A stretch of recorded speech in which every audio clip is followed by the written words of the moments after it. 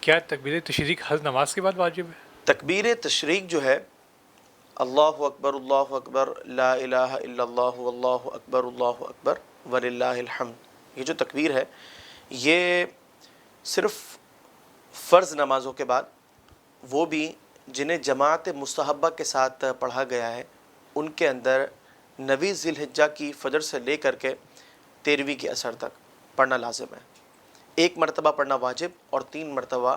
پڑھنا افضل ہے، مستحب ہے۔ یعنی آپ یوں سمجھ لیجئے کہ جیسے 2020 چل رہا ہے تو اس میں اس مرتبہ جو جمعہ کی فجر ہوگی پاکستان کے اندر، تو جمعہ کی فجر سے یہ تکبیر تشریق جو ہے ہر فرض نماز جو جماعت کے ساتھ، جماعت مستحبہ کے ساتھ ادا کی جا رہی ہے،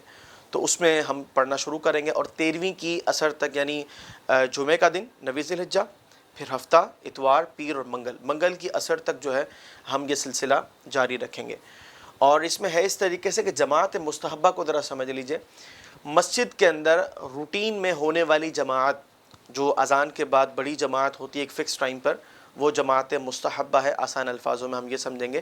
اور ان کے اندر جس فرد نے بھی نماز پڑھی ہے تو